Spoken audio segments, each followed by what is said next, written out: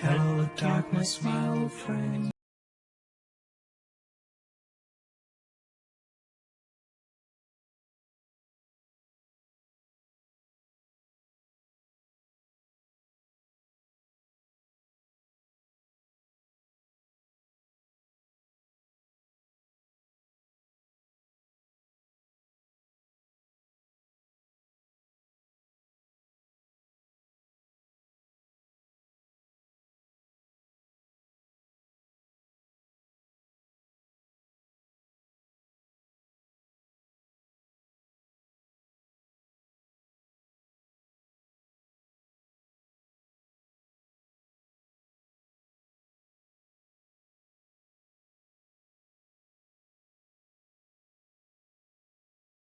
And as you get older, things that you used to like start looking and sounding like shit.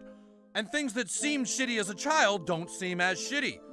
With you, somehow the wires have gotten crossed and everything looks and sounds like shit to you. It's a condition called being a cynical asshole. Oh no. Yes. And there's no known cure, I'm afraid. Everything just seems shitty and everyone starts to seem shitty and everything they say just starts... It stinks. It stinks. It stinks. Yes, Mr. Sherman, everything stinks. All we are is dust in the wind, dude.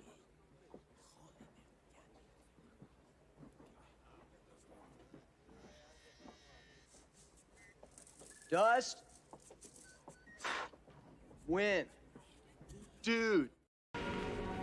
Don't you understand, Steven?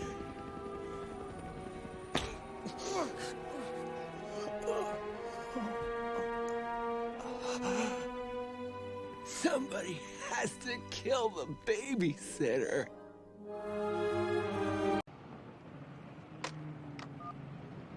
I'm too old for this shit. Kids with your loud music and your Dan Fogelberg, your Zima, hula hoops, and Pac-Man video games, don't you see? People today have attention spans that can only be measured in nanoseconds. Okay, they're talking about fictional characters. Fictional characters. Am I getting through to you at all? I've kind of lost control of Star Wars, so it's going off in a different path than what I intended. But the first 6 are very much mine and my philosophy. Matt Lanter performs this really very emotional scene where Anakin is talking to his dead mother. And Shmi. And he says to her, I have a wife and I want you to meet her. You would really like her. You would like her. And, Yeah. and Matt performed it very emotionally and really very, very well. And we're about to move on. And I said, got to do that again. And he goes, well, why? And I said, because Padme already met Shmi. Yeah, they had in dinner the Phantom together. Menace. They had food. And I saw Dave kind of take his hat. And I just remember looking over at Ashley, and Ashley goes, I've never seen someone out-geek Dave Filoni before. And I think that was when Dave was thinking, maybe we keep this guy around. Lights, standing lights. Everything burning, thank you. Right, background action. Harrison.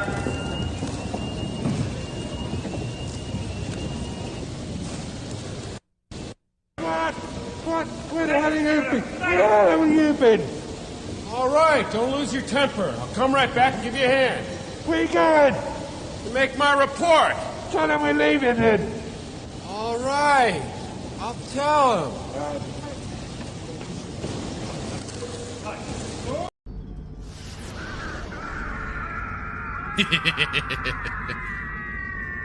You hate to do it, but at the same time, it's hilarious. Hello and good evening, everyone. Welcome to another episode of Saturday Night Sith number 71. I am your host, The Fractured Filter, and with me, as always, my friend, my compatriot, my brother in madness to all this, well, madness out there in the world, Jay Hitman. How are you tonight, sir? So pumped to be here. I can say you're a little quiet sounding. That might be because you're on the road again. Yeah, can you hear me You now? you might have to do what you can to get a little bit closer, but I can just I don't know what I can do to try and pump you up. You might want to set some of your mic settings to auto adjust. I don't know, but you're kind of coming a little quiet, dude. Philip, I'll be right back. I'll figure it out. Okay, sounds good. So, here, I'll just kind of drop you for a moment. All right, so for right now, you will be having just me, and I'll be doing my best just to fill this airspace. I do want to send out for that last clip of Mayhew and Harrison Ford having their little dialogues between one another from Empire Strikes Back.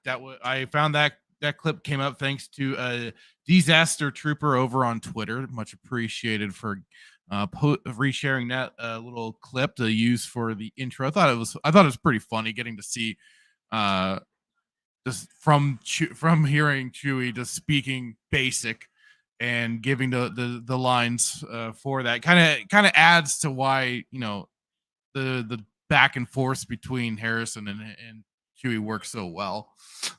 So I don't know how much for Hitman, how much he even wants to kind of go into this topic, but it's definitely something that's been big on my mind. God dang it, I knew I shouldn't have saved it. But for right now, let me go into the chat just really quick. At 4:24 a.m., Lord knows what Static was doing up this morning, as I had just created the stream asking, what are you gay? And I'd ask the same of you, sir. Wookie Be Bad, hello, sir. Dude, bro, dude. And Steve, the king of retards. Nerd, it's just shouting, nerds! But thank you for joining in, Steve. Much appreciated for you dropping by. Remember, everyone, smash that like button.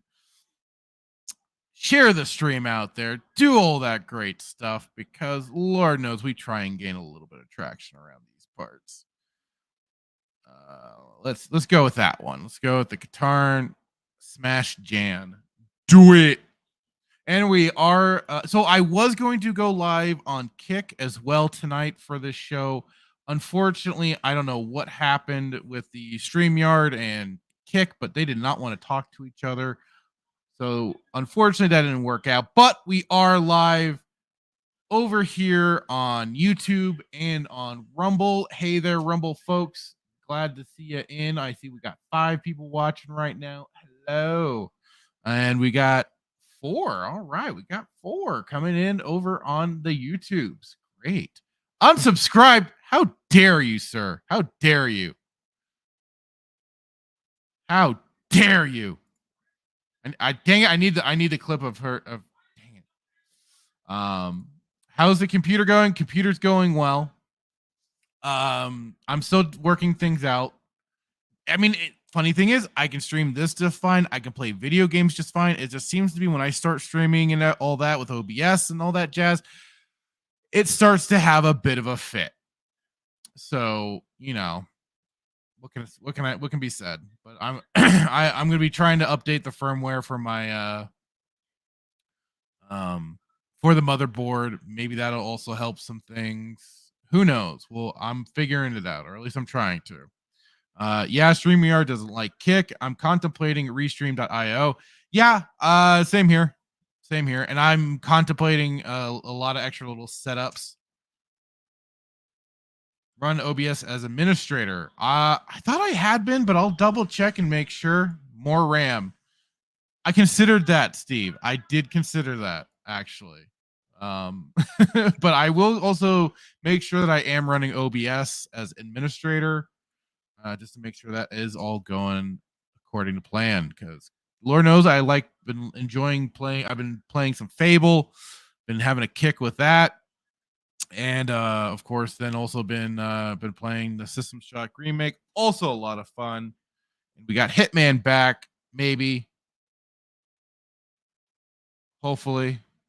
Lord knows we're trying. And yeah, Steve does like ramming things. He sent us his evidence. Yeah, see where you can go download some more RAM. I will do that. I will do that. That's all you have to do, right? You just download the RAM and then your computer automatically goes faster. That's how that works, right? I'm no tech genius here, but I certainly I know a few things of the computers and sending things to the internet. Yeah. All right, so let me grab the first thing that has certainly we did kind of talk about this a little bit over on Static's stream, the weekend pregame, and we dived into it just a little bit. We kind of touched on it, and I didn't quite get out what I wanted to talk about. And it wasn't until the after stream that naturally we get into some more chit chat and switching to. Yeah, Hitman, I think you can.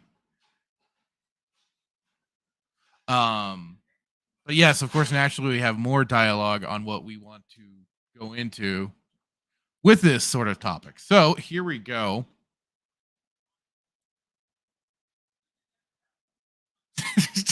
God dang it. Opens all the browser windows you could want. Oh, sweet. I'll do that, bro. No, well, he was having some volume problems. He's kind of technically maybe on the road while he's doing this, so he wasn't quite as loud as he normally would be with his regular headphones and stuff. So, anywho, here we go. So, for anybody that's been living under a rock recently, Skullgirls, a game created back in, I think, 2015. I don't recall exactly, but they, with their, naturally, as things progress with any game development company, original team slowly but surely leaves, and you don't have those same people, the same people that were maybe gatekeeping that 2012. Thank you, Static. Thank you very much. people dwindle out, so you don't maybe have some of the same people that are protecting their baby like they used to. And of course, publishers and stuff like that also tend to meddle in a lot of things. But here we go. That current Skullgirls devs censor popular fighting game series in spirit of better reflecting our values and our broad vision moving forward. In a move that near fundamentally goes against the original spirit of the entire IP, current Skullgirls owner Autumn Games have announced that they will be censoring numerous media related to the popular fighting game in order to have it reflect their quote-unquote values and broad vision for the game moving forward. And there's going to be an interesting little tidbit that I found also that may be a contributing factor to this. But I'll get to that after this article. Born from a combination of illustrator Alex Ahad's personal character designs and popular fighting game competitor Mike Z. Zymont's own proprietary game engine, Skullgirls revolves around the world's constant battle over the Skull Heart, an artifact which appears once every 7 years and grants a wish to any woman who comes to possess it. However, should her desire be deemed impure in any way, a fate which has befallen every single user of the Skull Heart thus far, the woman will instead be turned into a titular Skullgirl, an immortal being hell-bent on delivering a twisted monkey paw version of their original wish. Now, I'll first be to say also, I have not played this game. I haven't. It just wasn't one that really caught onto my wheelhouse. And same for like a lot of fighting games. I have a few in particular that I do enjoy, but I won't say that I've been a long time fan or anything like that. But when news like this comes along of any censorship in gaming, I'll have a few words to say regardless. But going back into this, making its worldwide debut in 2012, which Static you help point to me, courtesy of publisher Autumn Games, Skullgirls was initially teased to receive a number of future content updates, such as a new voice tracks, oh cool, and additional characters. Unfortunately for Ahad and Zymont, these plans for continued support were torpedoed when Autumn Games was accused of fraud. Oh no.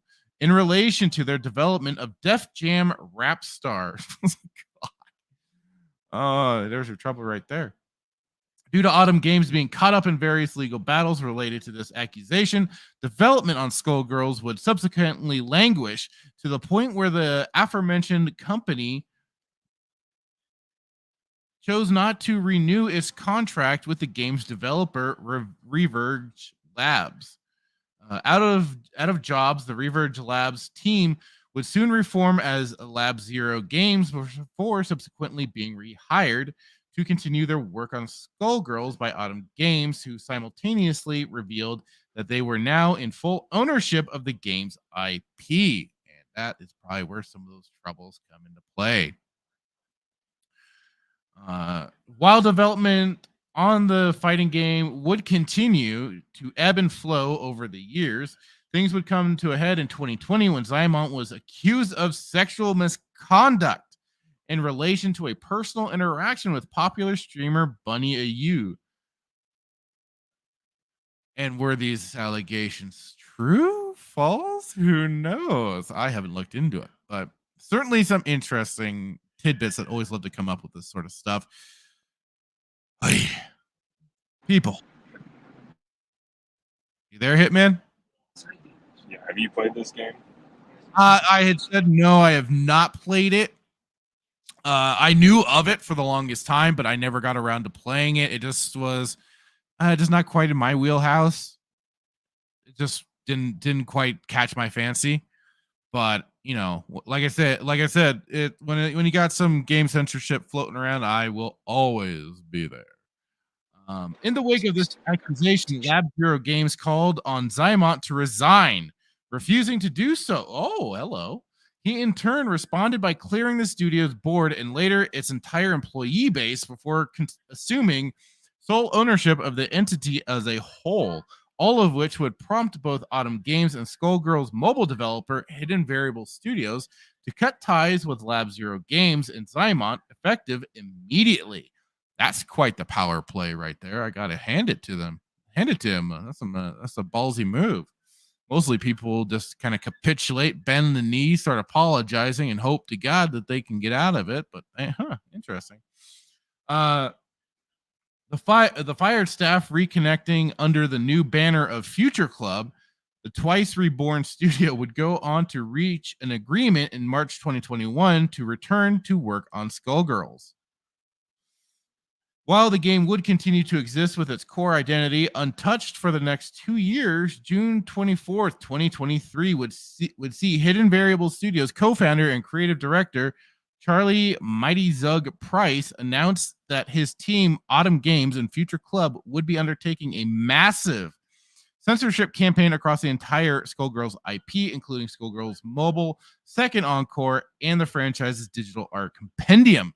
And the digital art compendium, too, is a strictly online service, if I recall correctly. And I think that's what they're about to go into here. But what's also really the funny thing about this is I could have sworn, too, like it's been over the years that they have been editing characters here and there already. Like this has already been kind of a thing until now. It's just basically, as I'd say, this is just the company taking the mask off and going full bore. Now they're just called, all right, we are 100% censoring ourselves. We're removing this content. And so, yeah. So, quote, as we look ahead towards the future of Skullgirls, we have reflected upon past decisions regarding certain content that has undermined the many things that make Skullgirls truly unique and special, explained Price in a post made to both the Skullgirls mobile forum and the franchise's official Twitter account. As such, as part of our most recent round of updates across all platforms, the console and mobile, we have decided to make some changes to certain legacy content in the spirit of better reflecting our values and our broad vision for Skullgirls moving forward. Your vision, yes, but not the vision of the original creators. And this is kind of the big thing. And some people will go, oh, well, you know, George Lucas censored or kind of changed his content and stuff like that. Yes, but at the same time, he was the creator. He'd created this content. He'd created Star Wars. That he had every right to change things as he saw fit. Same when it came to, like, as stupid of a thing as it was, Steven Spielberg editing out the guns in freaking E.T. But he had the right to do that. He was the creator and everything behind that project. These aren't even the original creators. So to me, no, these people have no right to destroy that content to which it originally was, to what the people originally paid for, to what players were wanting to get from this game. So to continue on, to this end, Price then revealed that there were 3 specific areas where they focused their puritanical attentions. Nice. The first were the game's allusion to real-world hate groups, most notably Parasol's Yahtzee Stormtrooper-inspired Black Egrets unit, as we see right there. That's quite the imagery. Why do you gotta be red? Wow. Anyways, while the Renoir family and the Black Egrets were always intended to evoke imagery from an oppressive militant regime, we felt that the way that manifested, most notably via red armbands, flags, and symbolism, was too close for comfort, especially given the unfortunate reality that some of these hate groups are still active in various respects to this day. No, they are not. Most of the time, they are, mostly found out to be feds. But also, no, they're not really out there anymore. They are, for the most part, gone. Said Price, as such, you will notice that Egret soldiers no longer feature armbands and that the heraldry of the Black Egrets organization has also been adjusted. This is a holistic pass that applies to in-game frames, concept art, story mode, and more. And again, this is another thing. This was a fictional world. While yes, they had imagery that could be related to the real world, it was not. It was its own world. And on top of it, if these guys were meant to be what they are described as militant regime, oppressive, they were the bad guys, right? So let the bad guys be bad guys. Let them look like bad guys in the mind of everybody that would be seeing these characters presented in the game. This is just no, you're just being stupid. So are they trying to change the game or no? I'm sorry, say again? Are they trying to change the game or no? They are. So what they're effectively doing, they are changing the design of certain characters. They are removing certain, and this is what it's going to kind of get into next, is the sexualization of certain characters through what they call as like fan service, which is our like panty shots and very suggestive fighting styles and stuff like that, or potentially like that. But they are, yes, they're like editing things, changing the way characters will also play because they have to remove the way those shots are done. And yes, so they are, I guess you could say, also toning down the game from its original view, original presentation. And this is not like Final Destination or Final Destiny or what was the game? Not Final Destination, the animation game that was really popular. What was it? Kingdom Hearts? Oh no, I don't know what Kingdom Hearts ever has done recently. So I don't know. I'm trying to find a parallel between the two. no problem. The next were unsurprisingly the game's elements of character sexualization and agency.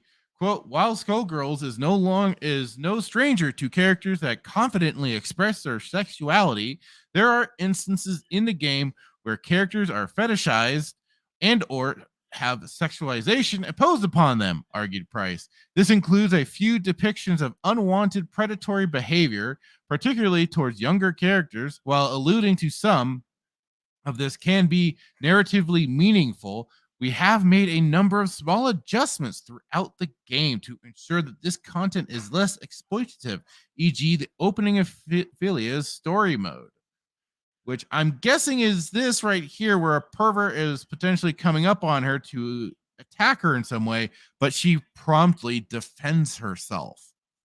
So where's the problem? And finally, the developers also sought to address a number of items related to racial sensitivity. While there are numerous playful references to pulpy themes that we feel respectfully allude to certain stereotypes, e.g. the sexploitation voiceover pack, we have made adjustments to some content that we believed to be in poor taste, e.g. references to racial violence in Big Band's story mode. It should be noted that Big Band's story mode does not contain any explicit racism. Rather, the reference in question involves Big Band's beating by his fellow police officers, which Autumn Games ostensibly believes touches too close to real-world instances of police brutality. But they say here, fellow. So he was possibly what, a narc? He sold out the bad cops and then got beaten for it. Yeah, that's not exactly the same thing, guys. You think you're trying to do some good, but you're not. But now, let me get through this. Drawing the announcement to a close, Price asserted, "We quote, we of course realize that some members of the Skullgirls community may disagree with these changes, either in terms of how we chose to address them or whether they were in fact issues that warranted addressing in the first place. Please know that all of these choices have been made following careful consideration and lengthy discussion amongst all members of the current development team. Beyond this post, we do not intend to discuss the particulars of these changes further."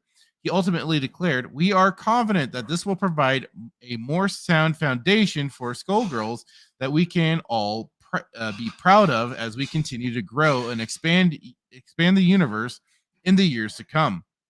Needless to say, thank you all so much for your support over the years. The future of Skullgirls has never looked brighter, and it is all thanks to you and your efforts to help us get where we are today." Well, Price is... Sorry, say again. They're pushing their agenda, is what it sounds like. Exactly right. And this is going to be the point that I'm also going to get into is what's funny about this is generally coming from these sort of people is that they are also the lot that will promote probably in favor greatly of the whole Pride Month, the alphabet community and all that jazz. They are very hypersexualized themselves. And the thing is, though, is that they weren't the ones in control of it originally. They are effectively communists. They are destroying what of the past they can to then emplace their own. And that's exactly what they're going to be trying to do with this game is destroy what they can from the original creators and insert their own agenda-ridden garbage. And like I said, and this is what's funny too, is we've noticed this. Anybody that's paid attention to like what's gone on with importing anime and stuff like that, they will go to great lengths to also censor that. Manga form as well. Manga has also been quite edited when it comes to the West, but also like it is with anime, that from translations to yes, certain shots in the shows. And the thing is that their whole vendetta against anime and the quote unquote fan service, the stuff like I mentioned, the panty shots and all that, that's not coming from them. They aren't the ones that are inserting that. I mean, they'd want some mannish looking transformer to be in that spot, but that's the thing. They aren't the ones that are creating the content. In fact, they hate the fact that it gets as much, the Japanese get as much attention as they do, and they are trying to effectively, and I mean they will certainly decry the colonization. What the white person has done, and yet there they are trying to colonize Japanese culture, take it for themselves, and rip it apart and make it a shell of its former self. As well as push their agenda, which is basically coming after your children. Exactly. And the big thing with this too, and this has been my annoyance with the gaming industry as a whole, and that's basically video games, they are no longer art. Certainly people will use certain Supreme Court rulings and stuff like that. They will throw that out there in defense of video games and stuff like that, which I understand. Freedom of speech and stuff like that for the video games was an important thing. But the problem is that to me at least, it's, and I've gone back and forth with some people on it, it's no longer art.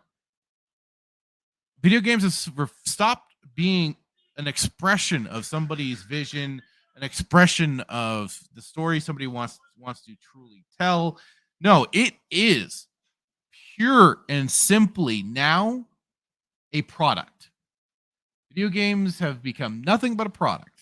That's all they are nowadays.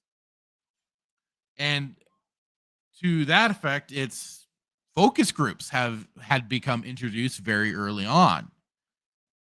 The funniest example of it too is when a focus group was introduced that they decided to go with for Metal Gear Solid 2.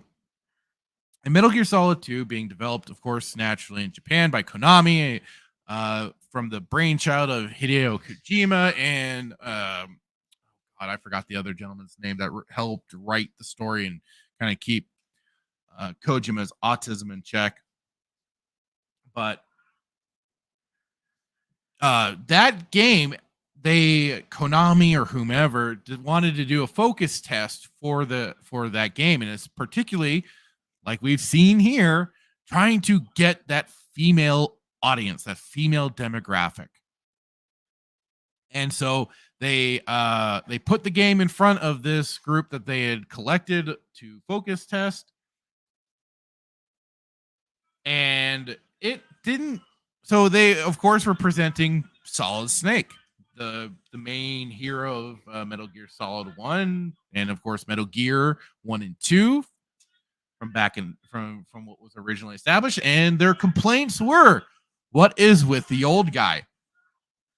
Who is this old guy? And he's too old. And they didn't like Solid Snake. They were just complaining, why is he too old? So then in response to this, they were told to create a new character to try and gain that audience. And that was where we got Raiden for that game.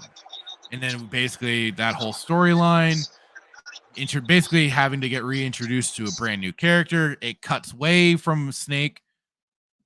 Early in the game, you get like one solid mission with him, and then he's gone, only to be replaced by a very pretty boy. Basically, I mean, like, if you've seen like the K-pop singers and stuff like that, basically think that for Raiden, except he's meant to be an espionage spy sort of thing. A K-pop And spy. basically, yeah, he's basically, you know, K-pop James Bond, except less masculine.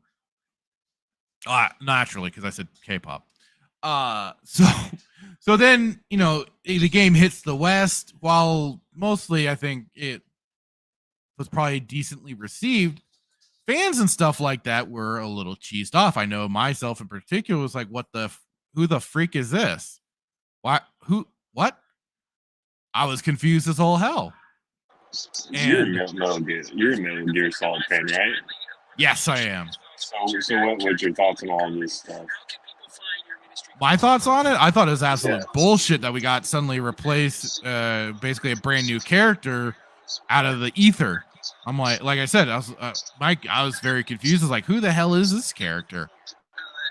And I mean, over time, my impression of the game has changed, but that was over time. Initially, yeah, I was pissed. And the funny thing was, too, is that later down the line, even with Metal Gear Solid 3, and especially with Metal Gear Solid 3 Subsistence, I think that was what it was called, Kojima, or the developers of the game, did take some shots and had made Raiden into a bit of a bitch boy, which was pretty freaking hilarious, and the gay lover of Volgin, one of the villains in the Metal Gear Solid 3. So that was pretty funny. But the thing is that focus tests and stuff like that have now been not so a new thing. And we've seen the likes of Anita Sarkeesian going and talking to these game companies to influence or try and help with their image on their games. And as of late, it's been like the ESG scores that have been implemented on a lot of businesses, especially if they want that extra funding. So as it stands, yeah, gaming has effectively been ripped from an art form very, very early on, I would say, and been turned into nothing simply other than a product.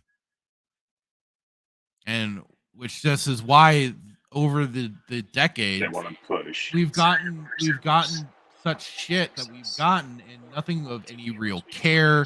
The developments have been all messy and sloppy, and yeah, it's just been an unending thing, unfortunately, and to where I have been continually hoping and praying for a next video game crash, which I know isn't going to happen, but Lord knows I have been hoping and wishing for one to happen again. And to just kind of now bring this back really quick to the Skullgirls thing too, it may be their extra outside influences, despite being just the wackos and weirdos that have gone into the company.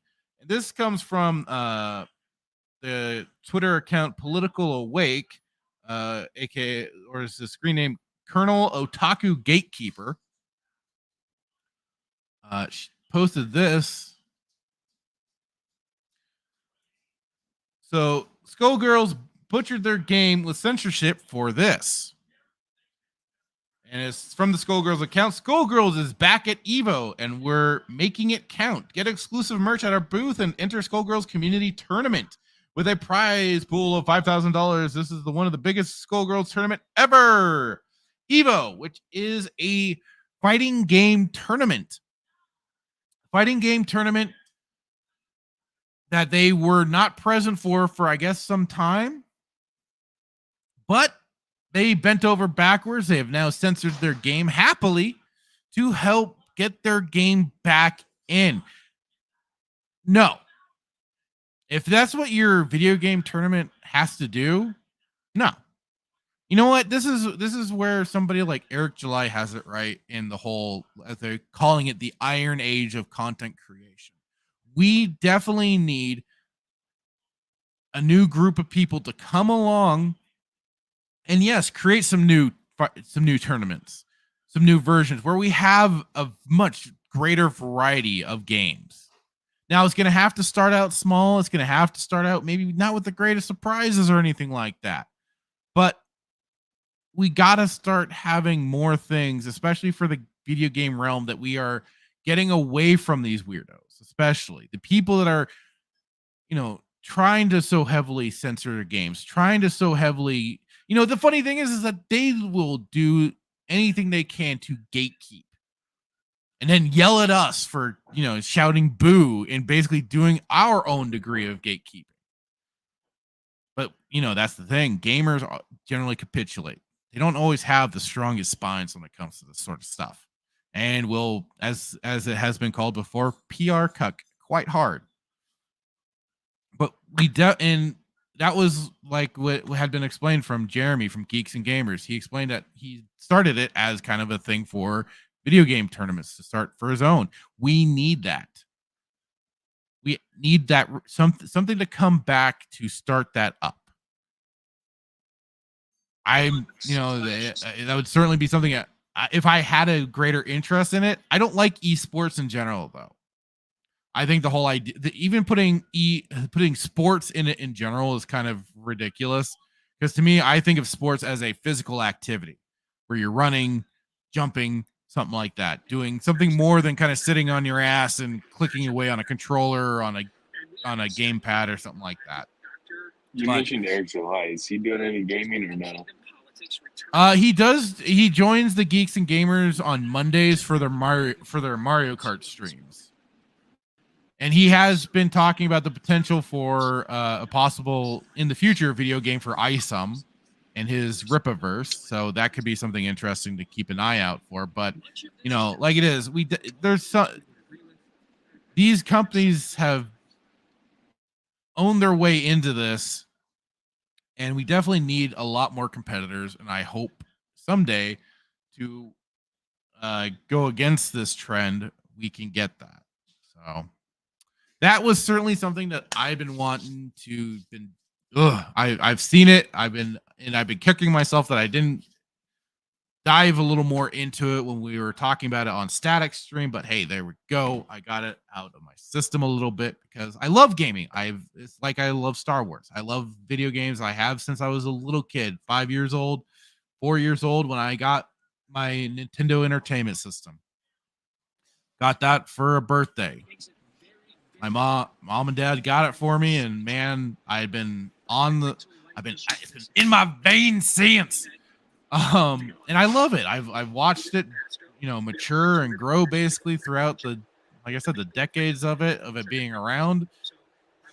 It's what got me into the EU of the expanded universe of Star Wars, for God's sakes. Thanks to games like Dark Forces and Shadows of the Empire and stuff like that. So I hate seeing what it's become. I hate that I've gotten to such a state of, I guess I could say, apathy at times to it, because I sometimes just don't give a shit. At the same time, I still do. Again, it's like my feelings towards Star Wars. It's like I'm annoyed, but at the same time, I'm just like, all right, whatever's gonna happen is gonna freaking happen at this point. And all I can keep doing is playing the old stuff, watching the old stuff, and things like that. But in video games, I'll just continue to play the old games.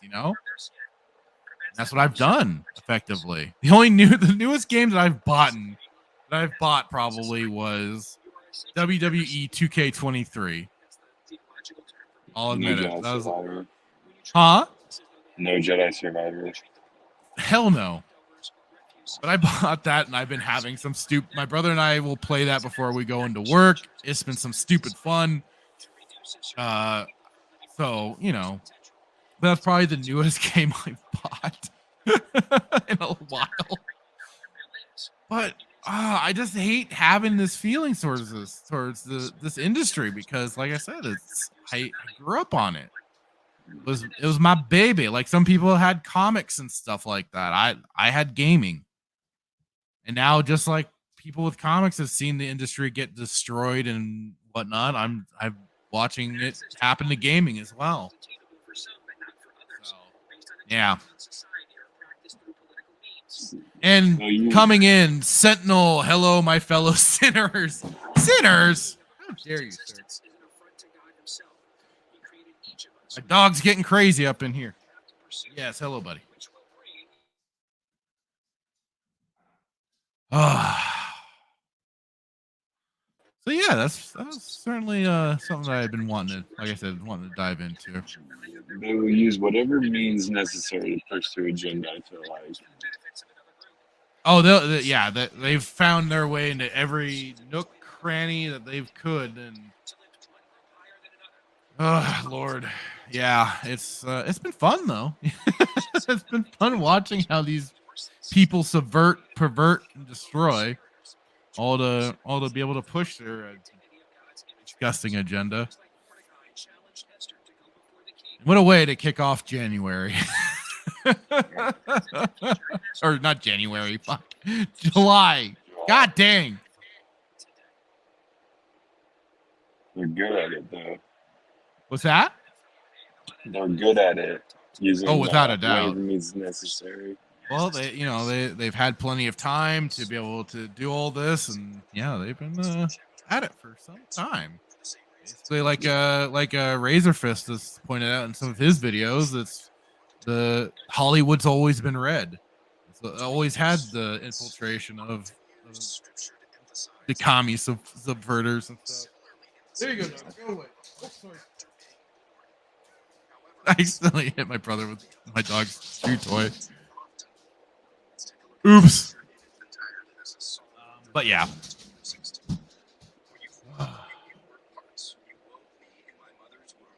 Ah, dang it, dog. Jumping. No. Back. Sorry about that. I've got to get my Discord up because that's where I got to grab some of the extra stuff. So you've been on your vacay. Yes. Right. 9 days. 9 days. What's that? 9 days. Look at you. Want to take another 9.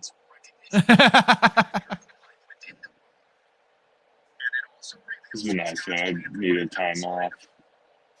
Yeah, I hear you. Something that I've been thinking myself. Before the craziness starts and hard craziness starts. The madness begins. So I'll be back tomorrow, and then normal schedule to show next Saturday. Oh, good, and we'll have you back and more, being able to hear you. Yeah, I've tried to think. I don't know what's wrong with it. Don't worry about it. It's fine. I can hear you. It's just like I said, just a little quiet, and you got. I don't know what you got. You got the radio on in the background. Yeah.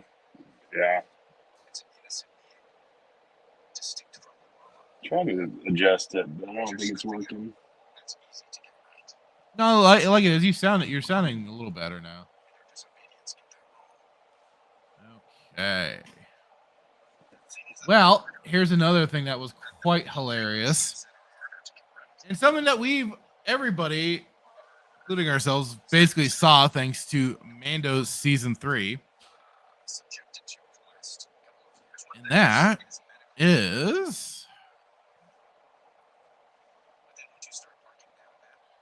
Yeah, the Mandalorian executive producer, Rick Famuyiwa, I probably butchered the shit out of that, admits Bo-Katan Kryze is the Mandalorian. No shocker, but thanks for at least telling us, guy. So yeah, the Mandalorian executive producer recently shared he believes Bo-Katan Kryze is the actual titular of the Mandalorian character in the show's 3rd season. We figured that out. Fumiya's admission comes after he previously teased Bo-Katan was the actual Mandalorian in the series during an appearance at Star Wars Celebration back in April. As reported by Screen Rant, Fumiya said, "I think now with Bo possessing the Darksaber, which got crushed in an instant by freaking oh crap, I forgot his name. Gideon. Gideon, thank you, Moff Gideon, in his power armor. I know that there was a lot of expectations that might have shifted, both in terms of what it meant for Din Jughead, but also for Bo. And what does it mean? Who is the Mandalorian at this point? And so I think it could be anyone. And I think that's what they're trying to define in many ways, is what does that mean to be Mandalorian? I could have sworn it was having to reflect around Dim Jughead. But I mean, certainly this season felt like the season 3 definitely felt like it was kind of the end for Dim Jughead. God, I had something else to go on, but now I just kind of forgot. I'll keep going. Oh, where's my mouse? There it is. However, in another interview during Star Wars Celebration, he indicated that the show was still about Din Jughead and Grogu. He stated, "I think at the end of it, it's always been about this core relationship with Din Jughead and Grogu, and I think we have just been trying to service that story of his reluctant father figure and his child." You know, I can't help but also think there's a little more going on with this, especially who Din Djarin is getting replaced by. And for anybody that's paid attention, Mr. Kmart Cowboy himself, Dave Filoni, was quote unquote quietly made head of the creative department, therefore giving him probably more story control over this property. And so that is, you know, to me, why we've seen characters like Ahsoka get more present time. And in Mandalorian, we got to see Bo-Katan get certainly pushed to the forefront of that storyline. So I can't help but think that Dave maybe orchestrated a little bit of that. Had a little something to do with all of that, you know? But I don't have little birdies delivering me insider information, so I can just only take guesses here. Familia continued, and where that adventure has taken us has sort of pushed the show and pushed the boundaries of the show as that relationship has grown, and Dim Jughead has been on this journey to sort of do right by these decisions he's made. It sort of forced us and put us in a position of having to make the show bigger, and that's taken us to different places. And this season is certainly a big example of that, because now it ain't just one Mando, it's a lot of Mandos. And there's a mommy, he added. Oh, yeah, he definitely added that. And apparently it was shared by, I believe it was shared by, oh God, Katie Sackhoff, that there was apparently a little more of an intimate scene between Jughead and her and Bo-Katan, supposedly. Multiple scenes. Supposedly. So it was certainly fallen into the hands of the shippers at that point. However, in the first episode of the 3rd season of the Disney Gallery Star Wars The Mandalorian, for me, it says, Bo, in many respects, this season is also The Mandalorian, because it's so much about her story and her journey and her sort of initial ideas of going back and bringing her people back together that got derailed after she lost the Darksaber. Oh, yes, her people that were quote unquote supposedly following her because she's such a good leader that abandoned her after the 2nd season. Yeah, she's got the leader chops. You know, you'd think to lead, she wouldn't need some goofy wannabe lightsaber. She'd just lead. But apparently, the rest of the Mandalorians didn't really care too much for her style. The show's creator, Jon Favreau, would then add, she earned her stripes in adventures that we've all seen, from a nobility, and she's been part of Death Watch. She's existed in many different contexts, and she's also a character where there's room for development. What do you make of Fumiya's recent comments that Bo-Katan Kryze is also Mandalorian in The Mandalorian? Like I said, it doesn't come off as any surprise. We've kind of known and knew when we were going through the whole Mandalorian season 3. That was exactly what they were doing. They were pushing her to the forefront. And poor Jughead there was kind of getting kicked to the being the second stringer. I mean, hell, he even cheerleaded for her in one episode, and handing over to her the freaking dork saber, and making it very clear that he lost it in a combat and she won it in a combat with the weird Grievous droid thing. That got no explanation whatsoever as to why it was there, what its purpose was, and especially with the fact that apparently it was hunting, killing Mandos that were on the planet still. No development at all of that. Nothing, not a Zippo, just called, fuck it. We don't need to. But we gave Bo a cool little action scene of her cutting up the weird droid thing that, again, when she picked up the dork saber, wasn't heavy for her. She just immediately went into using that bitch. But like I said, I just find it really funny that they push her to the front, as when you look in the backgrounds of everything going on at Lucasfilm, you see Furry Loney getting that position as a let me just even double check it so I know the exact title that he was given. I'm not, off the mark at all here. But let's see. Yes, he was made. This was in mid 2022. Lucasfilm had quietly promoted Filoni as executive producer and executive creative director for the studio. So, it shouldn't come as any surprise, certainly, that, you have our Kmart cowboy pushing his characters heavily, Bo-Katan, in a show that wasn't even technically his. But he's the creative director. He gets to probably influence the way some of the storylines do go. Part of the story groups trying to quote unquote keep continuity, except like I played the clip before the start of the show. He's not that great of even remembering the most basic of details, like how Shmi and Padme had met on Tatooine all those years ago, having their dinner.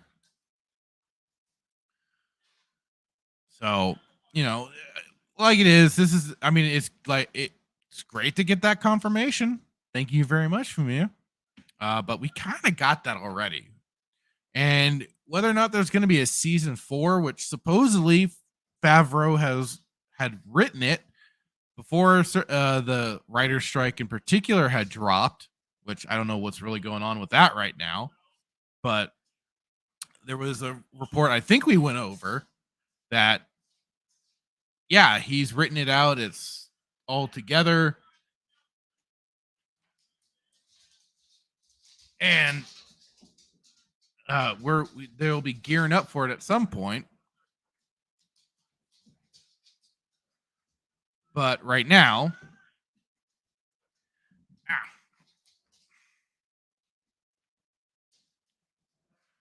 But for right now, it's just kind of been a wait and see sort of situation because they still have Ahsoka coming in August. There's been some little news rumblings here and there about Skeleton Crew and Acolyte and stuff like that, which I'm sure we will be getting both of those at some point.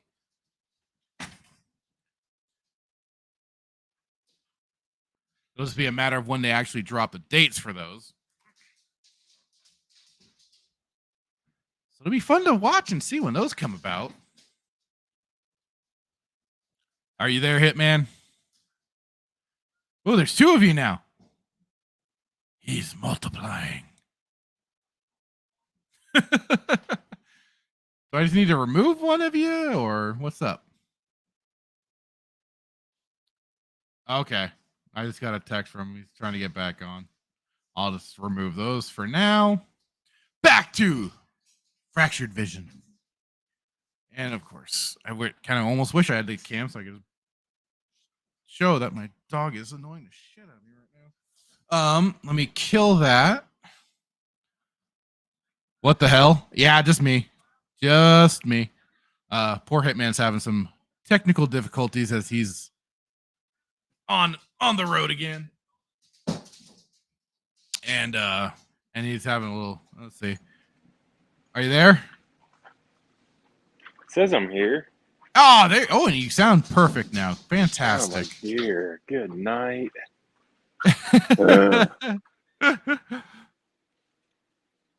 what is your thoughts about Mando and Bo-Katan being the true Mandalorian that we already suspected she was? No, it makes absolutely zero sense. Okay, let's just create him. Let's just create Mando to be the next guy, and then Filoni comes along and then creates Bo-Katan. So I think I could be wrong, but it sounds like why I don't know. Mandalorian is Favreau's thing, and Bo-Katan is mostly, yeah. Or I'm sorry. Yeah, Mando is Favreau's thing, and then Bo-Katan is Filoni's, and it's just ridiculous. And I'll have we'll have to look for it next time. But sorry, my nieces were around. I couldn't say what I wanted to say. No, it's just asinine. You create this show, and let's create Mandalorian, right? Mando. He is the guy that is. This guy replaces, poor Boba Fett, who, in my opinion, was the true Mandalorian in my opinion. And then you create this dog water show. You hype it up all this time, and then you put in this. Because the Force is female, so obviously, we gotta have a female character that will dehumanize and emasculate, a man, and it's just stupid. It makes no sense. This is just another example of Filoni getting his way and pushing his agenda and pushing his characters that he creates. Oh, absolutely. That's been my.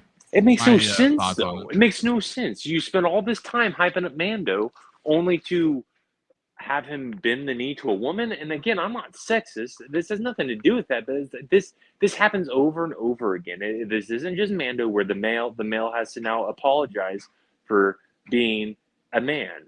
And it's this culture today, man. Like, we can go outside Star Wars and get hyped up on this. It's just dumb. Like, I watched this podcast where this white guy is crying to the black officer and apologizing for slavery because he's white. Like, it's absolutely stupid. And then I saw a video where all these guys are bowing to women, kissing their feet, and apologizing for being men.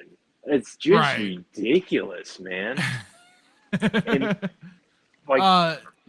Yeah, I've seen a few like that too, especially like where it was one where the guy was reporting somebody that had been basically violently accosting or at least holding at gunpoint him and his friends, and the cops came and arrested him, and then he was so distraught over it because he's like, I don't want to get in trouble for calling the cops on the guy who happened to be black. It's like, oh, what have? And I think we were watching it on Static's weekend pregame, and it's just the way media has rotted people's brains. It's like you have to bow and capitulate to these people, and you can't even defend yourself without going, no, it's not. Oh God, it's just sad. No, if you have a set on you, then you can't. It's just this culture today, man. Like it really is. There's no, and there, like I will argue with anybody who wants to argue with me. It's this culture in the history. Like for my entire life, I've never once until recently seen men apologizing to women for being men. Like, and I'm not saying like, oh yeah, that's definitely a more modern thing. No, and I'm not saying like we buy our our wife or girlfriend wrong flowers and we have to apologize, or we say something like, no, I'm talking about like, I'm sorry that I have pectoral muscles and genitalia that is not yours, right? Just for the very fact of being male. Yeah, but to go back to like the Mando, like it's just so stupid. Why would you spend 2 years or a year? This is season 3, so 3 years. Why would you spend 2 years hyping, destroying Boba Fett, just Book of Boba Fett was especially egregious. Well, yeah, so you spent all this time doing that, and then you want to insert this Bo-Katan, who is now going to take that. And I called this. I'm 99% sure I called this earlier, and I said that she's going to be the new Boba. Yeah, I think we kind of said, at least for Book of Boba, that Fennec Shand was basically Boba Fett, and for Bo-Katan, like she was just basically, she was in the new. I guess you could say, the new age Boba Fett, I guess, or just what was being presented for the storyline. And hello there, Emperor Doomsday. Hello, welcome to the stream. It's very interesting though, like, and I don't. This is just a conspiracy theory, and I love my conspiracy theories. Unlike the other guy who's created his whole platform on conspiracies. I don't know. It's all a little questionable, ain't it? Yeah. Oh, I was gonna say, with Favreau leaving. Supposedly, I've heard those rumors and stuff like that. I will wait to see it to believe it, but I mean, if it's true and if like some of this, it wouldn't surprise me if like it is like what we're kind of formulating about Filoni taking creative control, making sure Bo-Katan gets the forefront. It wouldn't surprise me if that there maybe is a degree of truth. Like maybe it's just like, all right, I don't get to do this the way we wanted it, the way he envisioned doing it, so he could be out. But like I said, I hate the rumor mongering altogether. So I'll wait to see it to believe it, to see what actually happens with him. Because like it was supposedly, they reported that he was quoted saying that he'd written or at least gotten through writing a lot of season 4. So, of Mando. Yeah, Mando season 4. Well, they need to stop. They need to stop calling it season 4 Mando because I don't know. Well, now they made like the article was. It's now a very nebulous term. Anybody can be the Mandalorian. It's not just dim Jughead, even though that's what they built everything on, was him and freaking Grogu. But are they going? They're going to watch. They're going to come out with T-shirts that say Mandalorian is fluid. Mandalorian is what? Fluid. Oh, God. I mean, watch it though. Like, no, like it's just. I don't know. My thoughts are, it makes no sense. You spend all this time hyping up, like I said, 2 years hyping up this character, and this is your flagship show, your flagship character. You had to insert this character into the Book of Boba because you just terrible writing. My goodness, I think Joby Harold could have done a better job writing for Book of Boba, and he did such a great job with freaking Kenobi. Yeah. But that's how bad that writing was. But anyway, so what I was saying is you spend all this time hyping up this character only to let this character be destroyed by Bo-Katan. Like, hey, man, that's a sexist comment. Like, well, think what you want to Hey, think. we only speak the truth around these parts. Or as they like to say, we're speaking our truth. Yeah. So, what are your thoughts on it? Oh. I mean, like I was already kind of saying earlier, it's very expected, especially like I say with the evidence of Filoni being in charge creatively. He's flexed his muscles and gotten what he's wanted. He wanted probably Bo-Katan very early on to be in this place, and like we've even seen at that. If anybody has watched it, the women's conference or whatever it was that Dave Filoni was at, he's more than happy to. At the sacrifice of male characters, push any female character ahead of them, whether they are earning of it or not, and is seeking to do just that. And he has his characters that he wants to push to the forefront, and he will do basically get that at any cost, story or otherwise. So I mean, it just like I said, it just comes as no surprise. When we were getting through that season, I was just like, yeah, they're making her the main character. She's the main character. They basically ended Mando's story. He took a big back seat. I mean, you would have thought we would have gotten a little more exploration to Jughead's past, him being picked up by the Mandos, flashbacks to him being training with the Mandos and stuff like that. That's why I almost thought when we were when they were on their the Mandalorians were on that dipshit planet with the big croco thing, that we were first seeing him inducted or whatever, but it just turned out no, it was present day, and it was just some rando. It was a rando kid technically. So we didn't get any of that. We've gotten light exploration into Grogu via flashbacks of again Order 66, and again more Jedi surviving Order 66 that didn't need to be surviving. But hey, Jar Jar got to redeem himself apparently. Filoni has removed the mask and shown his lizard face. Yeah, it's been off for quite a while.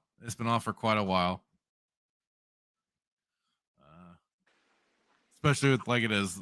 I know people have liked the Clone Wars series and everything, but I'll always say, Ahsoka got shoehorned into a place that she did not belong.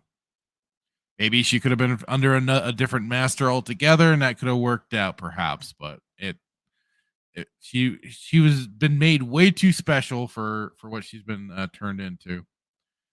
It's not special at all. She shouldn't be alive. Shouldn't be a thing.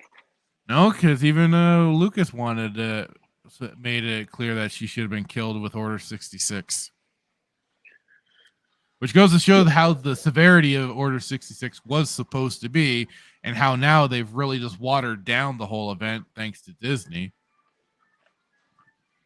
Yeah, apparently, you've got Jedi surviving left and right. And that's another thing. Order 66 is now something like an event that should just be like it's meaningless at this point in time. Pot-belly goblins. Wookie, are you drunk? Probably.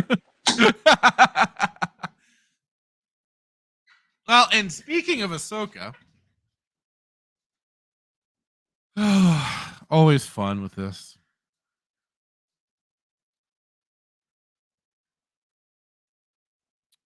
Rosario Dawson claims people like Ahsoka Tano, Hera Syndulla, and Sabine Wren because they have been so prominent female representation in a space that we don't get to really see women like that. Hey man, have you felt like we haven't gotten to see women prominent female representation in Star Wars? Too many examples. There's too many examples. So to sit there and say, "Oh, we haven't," like go visit EU. Yep. My future wife, Mara Jade, Bastila. I mean, look at any of the crew that was hanging around Revan. You had Bastila. You had Mission.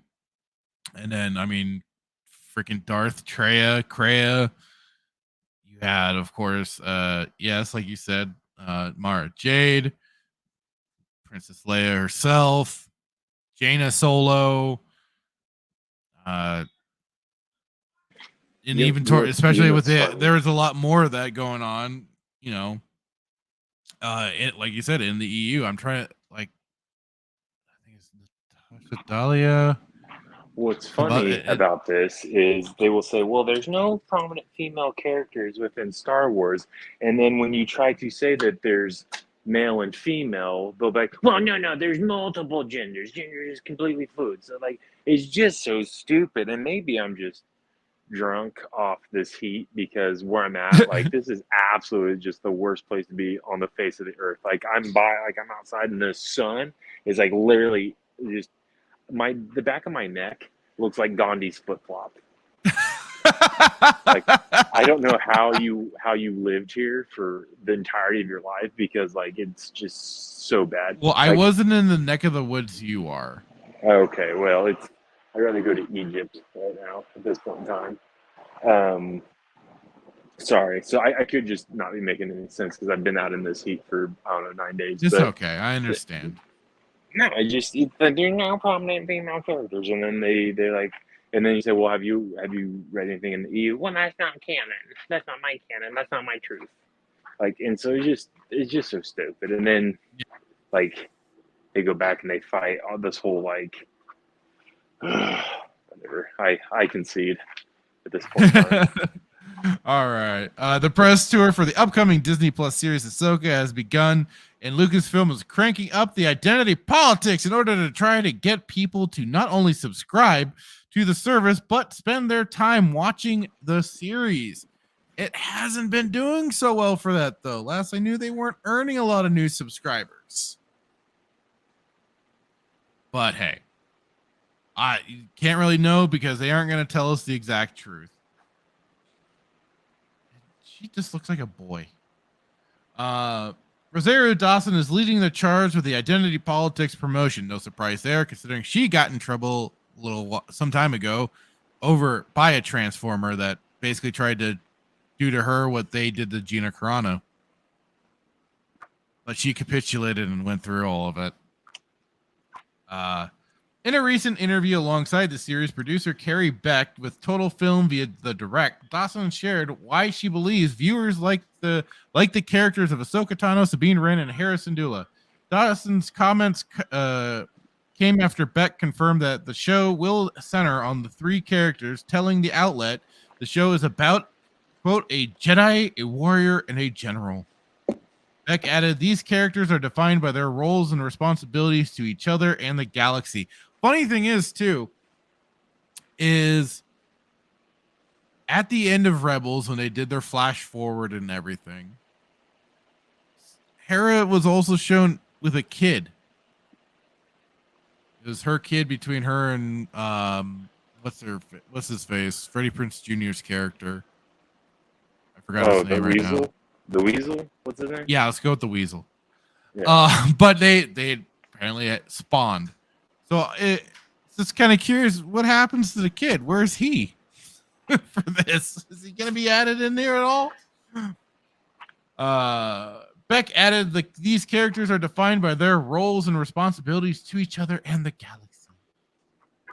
Dawson would then dive into promotion of the series with identity politics, remarking, when you watch the 15 years of Ahsoka's journey in animation, it took me a second to even appreciate how many women were on the show. And that was Dave's proclivity. That was George Lucas's proclivity.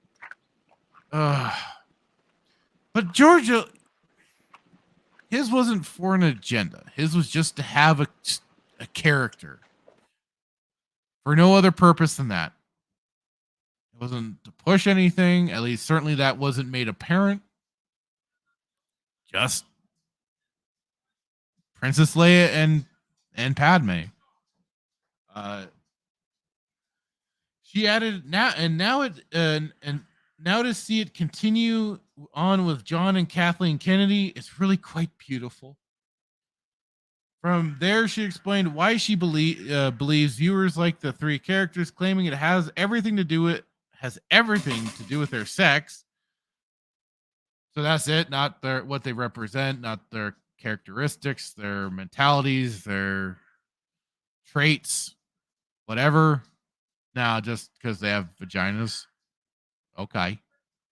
I think that's actually one of the reasons why people have loved Ahsoka and Sabine and Hera's journey all of this time, because they had been so prominent as female representation in a space that we don't get to really see women be like that, to be such leaders, to be finicky, to be headstrong, to be stubborn, and to see how different they are and how well they come together as a chosen family.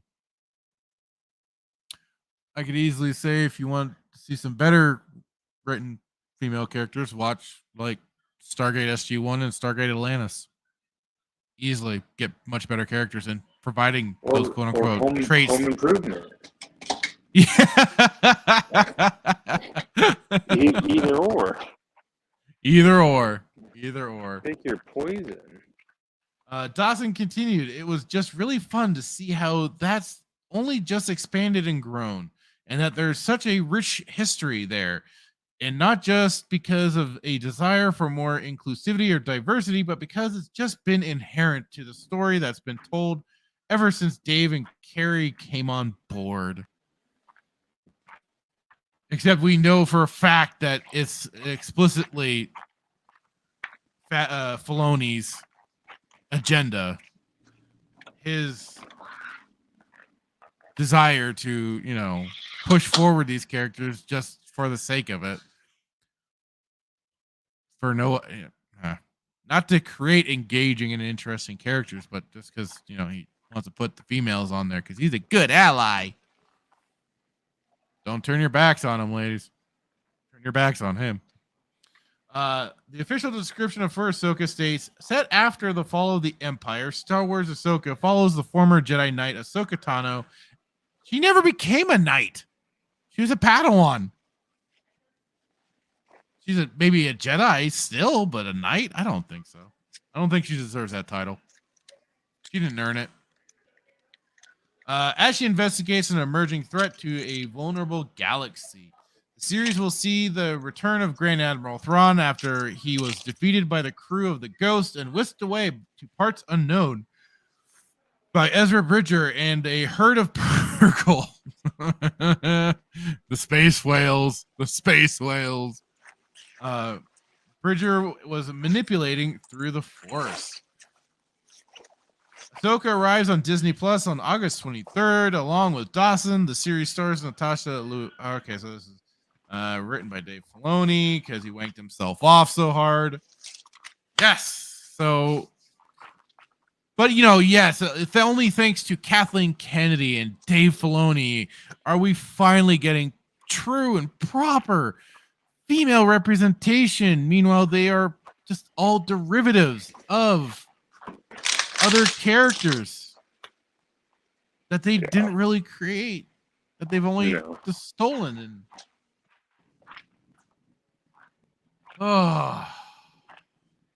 what does parents say in Andor? It's all, why is it so also dull and sad? Was it sad and boring? Sad and boring. I meant to grab that clip at some point, but I just haven't bothered. Oh, as good as why must everything be so sad and boring? Ever the question there. But the funny thing is like how they also list here, they say how there's an actor for Ezra Bridger, but all the marketing so far has just given us a hint of Thrawn.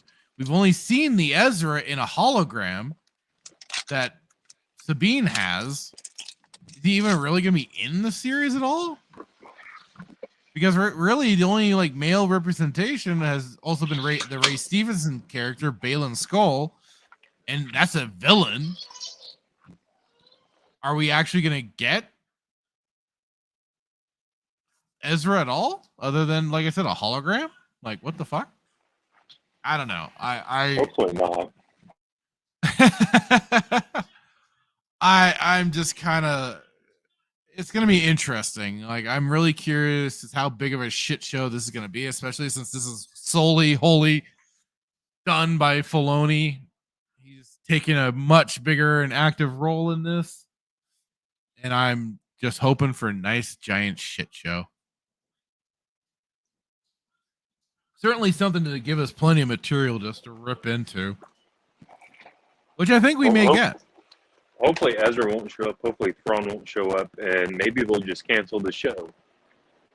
That won't happen. Filoni needs to. He needs this as much as Disney needs something. They need something. More so Filoni. Filoni needs this more than he needs air. To see the fruition of Ahsoka live action, Mike? Absolutely. True. If it doesn't happen, you think Ukraine and Russia's bad, man. Just wait until Filoni gets out of LA. Oh God. Seriously, like this is what he needs, man. He needs this to happen. Well, this is his legacy. This is his legacy, is with this character and everything. And what's so interesting about this is, like, it is his legacy. So, what are we gonna get? This is your legacy. This is what you're known for. Like, people like who are actually love Star Wars, Disney will be like, screw him, and he's known for everything. He's known for the Clone Wars. He's known for his animation. He's known for his cowboy hat. He's known for no. This is what he's known for. He's known for two things. One, Ahsoka. Two, for saying that George was his mentor, and then doubling back and saying that actually Kennedy's not his mentor. So he's double dipping the bean dip. Right. I guess I'm not too fair on the guy. Like, I should say, like, yeah, you've done stuff in animation, but again, when you look at Filoni as a whole, you think Ahsoka. At least in my opinion, you think of Ahsoka. I don't think of any other character outside of Ahsoka when it comes to Filoni. Yeah, I'd agree. It's probably like his biggest. If this fails, that's his baby. If this fails, please forgive yourself. I bet part of me, wants to say I believe that it's just going to be a live action version of Rebels. Honestly, you've already done without a doubt. You've already done a terrible job alluding to the fact that you're going to have these space whales in the Mandalorian season 3. So, and Disney, Lucasfilm has already proven time after time that they can't come up with anything creative. Or what they do think is creative isn't really creative. It's about as creative as avocado toast and the different pictures in your latte. Like, they can't come up with anything. They can't. No, I agree. But people love avocado toast, and people love to draw pictures in a latte and call it art. I can poop on this wall and smear it and call it art. Well, especially nowadays. I mean, all you have to do is just draw a dot in the center of a big canvas, and suddenly you've got art. Yeah. Women have thrown their period blood onto canvases and called it art. Part of me is kind of excited to see how bad this is going to be, because he needs this to go well. This isn't I'm going to fly back and forth a couple times and make sure everybody's doing their job, or I'm going to Zoom you from my office in LA. Like, this is it. And if you fail, which I'm so excited for, because I think Ahsoka is just the worst character. It's just, we haven't done this. I think maybe next show we should really dive into this. But compare who's a worse character, Rey, Palpatine, or Ahsoka? Both equally. I was gonna say worse in what ways, though? I mean, if you any way you want to spin it, man. Any way you want to spin it. When you come to Mary Sue. I mean, we should definitely think about that. But no, I think, in my opinion, they're both they're both bad, and I would definitely put them, because they're so bad, like I'd put them in the same category as each other. Yeah, absolutely. So I think we should live stream this August 24th or whatever, and just capture our reactions of how, while we're watching how bad. Oh, this thing is. do like a watch party thing And for it. I guarantee you, nothing's gonna happen till, is it 8 episodes? Oh, I don't recall the exact episode count, but I know it's not gonna be that. Yeah, it's gonna be like a small. Yeah. So anything that is going to happen is going to happen like the last 2 episodes. I mean, eight episodes. 8 episodes. Yeah. You're right. So I bet you Ahsoka will come into probably the 5th episode. No, I'm pretty sure Ahsoka is going to be the most prominent character throughout the whole damn thing. But like certainly like Ezra and stuff, yeah, they won't be present. He won't be present till like the end or something. But I mean, maybe it's going to be. I think it will be just like they say. It's going to be Hera. It's going to be Sabine. It's going to be freaking Ahsoka through the whole thing for the most part. I'm willing to go. Yeah. I'm willing to believe that. Yeah. So. We'll see. I don't know. No, it's gonna be like I said. It will be. It's gonna be a curious thing to behold for sure. Because, like you say, there's that curiosity and I guess you could say, an excitement is to see what kind of a shit show this will turn out to be. Because it's gonna be something, all right. Crap show. Are you still good on time? Because I know you said you might want to. Well, what time you got? How long have we been going for? We've been going for an hour 31. You want to do? I mean, that's weird. My thing's not working. Is there anything you want to cover really quick, or? Well, yeah, we got. So, like I've kind of said to some people, and it got brought up, the idea of more positivity. That was something. It was a tweet that Tim from Open Airlock Policy brought up, and I've got to get back into. And Wookie had said, tired, got 3 hours of sleep after the MFer. Ah, okay, that's why he's posting some nonsense up in there. But anyways, that was because he's eating pineapple pizza again. That too. But I've been wanting to make sure I've got to start getting back into this, and that's doing mod spotlights for some old Star Wars games and games that are still active, or at least mods that are still active. And like this, Jedi Knight Remastered. And I found this popped up again. I don't know if we ever covered this before. I almost wanted to say we had, but maybe I overlooked it. But thanks to like the Knight's Mysteries of the Sith Remastered, of course, Jedi Knight Dark Forces 2, it has also gotten a remastered project. And let me just also make sure I've got the right thing. Let me get over to the actual page. There we go. So you can find this over on moddb.com. Jedi Knight Remastered for the Dark Forces 2 as a mod, and it was released in 2020, but it is still being worked on. They added an update on March 3rd, 2023. No, updated May 14th, 2023. So it's getting updated, it's getting made, still being worked on. I could have sworn they had like a little trailer for this too. Yeah, here we go. Installer showcase.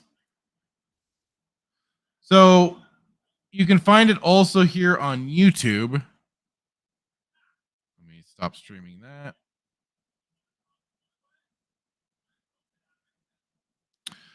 The channel is General Tantor, and I'll be sure to put some of the links for this in the description when I either after the show or before the show ends.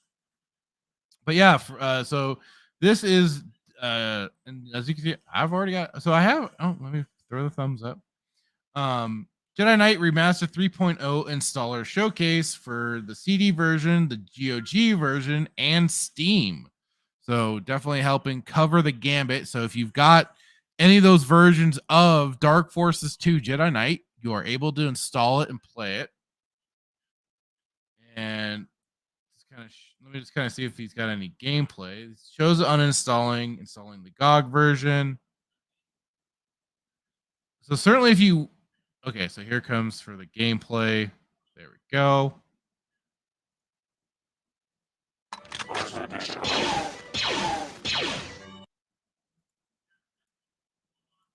Get the proper HD scaling and all that jazz. There we go. That's a little bit better on your guys' end now. So cool. I still might have to play around with the settings to make it work. You can definitely see if you've played the original game, you're definitely seeing a lot of improvement already. The models are looking less blocky, smoothed out for the textures. Guns are looking high def or high res, and also much more I don't know if I want to say streamlined, but come on, give us their gameplay. There we go. I'm turning it down because the stupid copyright for Star Wars music is ridiculous sometimes. Makes it difficult to stream. But yeah, so I mean, it's definitely really cool that you can still see some mod projects like this being done.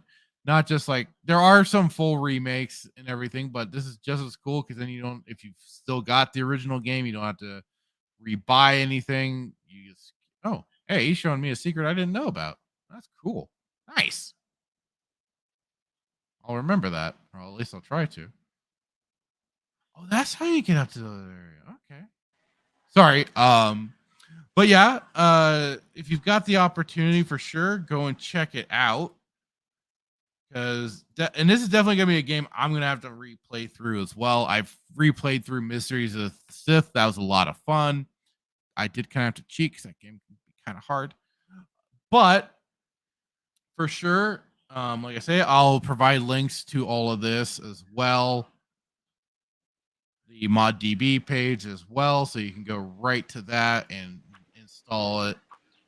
And you know, this is good games. These are some good classic games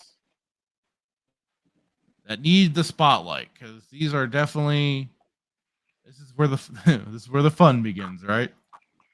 Is playing these old games still, because like it is, they still have life, and there are still was amazing. And I made this comment to, I believe, Jock Nerdy, because was it him or somebody else?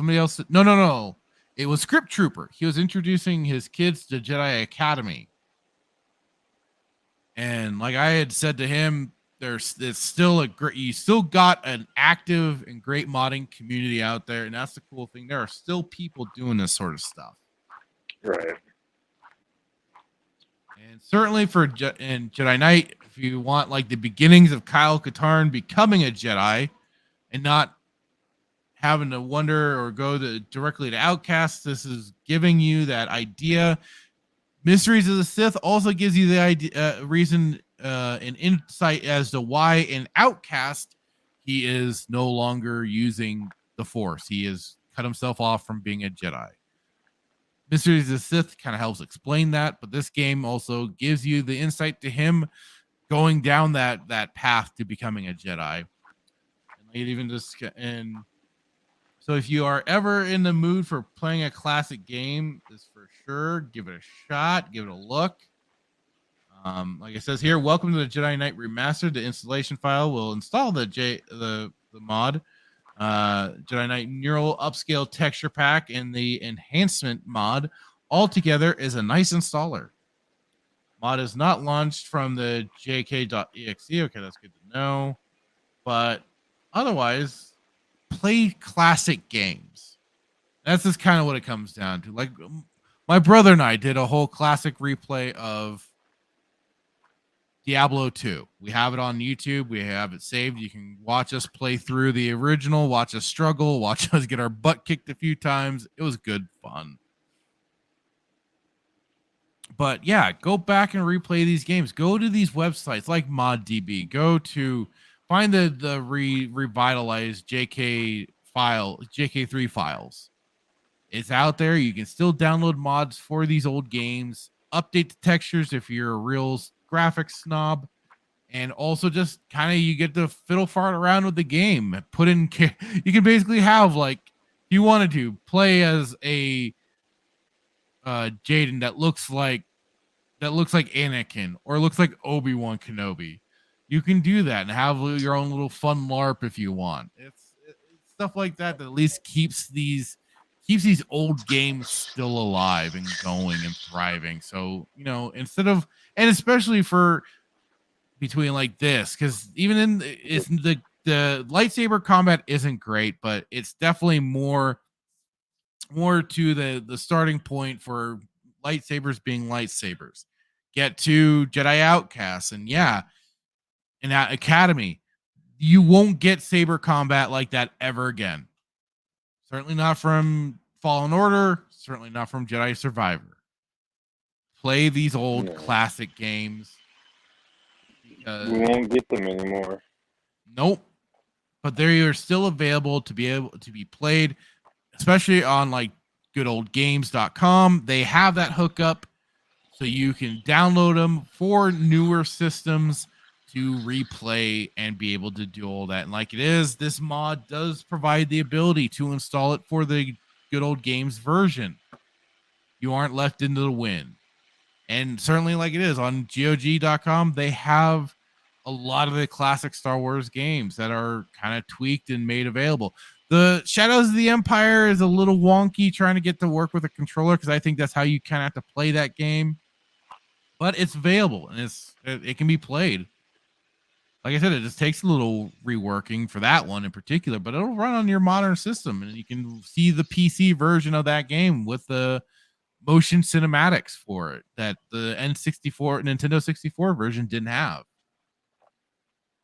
But where it was also just equally as great. But yeah, go play this old stuff. This is the real Star Wars stories that we've been I'm not gonna say cheated out of, because we could still play them, we could still go through them, we could still enjoy these stories. Oh, we were cheated out of them 100%. Well, we were cheated out in that maybe we didn't get to see Kyle Katarn on the big screen or anything like that. For people that find No, we did. Did you not watch Andor with me? Don't you start. Don't you start with that. But sounds got me feeling cheeky. But yes, go and check out this mod. I know I will certainly get around to putting it together and probably streaming it at some point. But for right now, you yourself out there, if you're looking for some good Star Wars stories that you want to play as a video game, there you go.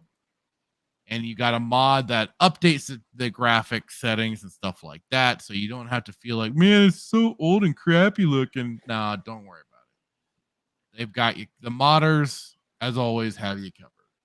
So that was the last, at least certainly the last thing that I wanted to touch on for tonight and get that in there, because like it is, we can't always dwell on all the negative. Got to have that positivity every now and then, right?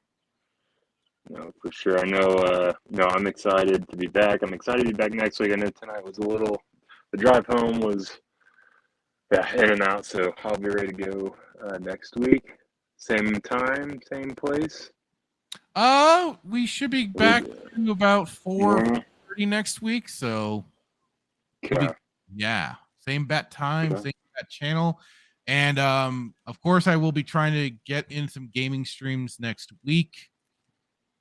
Or this week, whatever. Yeah, the next week we're going into. It's always so funny the way it's thought of. And of course, I'll be probably popping in on Static's weekend pregame on Thursday night. And anybody else, I'll jump in on if they ask me to or whatever. I'm never sure. People's schedules always change, but yeah, keep an eye out. I mostly will be, if anything, for streaming video games, either here on our YouTube channel, on Rumble, or on Kick now. I've walked away from Twitch for the most part. But yeah, I'll be on either either of those three streaming some games, either continuing Fable Anniversary Edition or the System Shock remake by Night Dive. So yeah, keep that eye out. And so I guess with that, we will say good night and thank you everybody that popped in. Thank you, Wookie, for hanging around, Sentinel for popping in, Static, you were here, Steve. We had Emperor Doomsday pop in. Much appreciated, everybody. We were doing pretty well on that. I think at some point we had close to 7 to almost 10 viewers going on. That was awesome. Thank you, everybody, for stopping by. Oh, whoops. Thank you, Wookie. Appreciate it, sir. And so, yeah, good night, goodbye, catch you later, and thanks to anybody that's watching this on the replay. Where is it? Hang on. Where? It's the wrong one. I thought I uploaded. Oh well.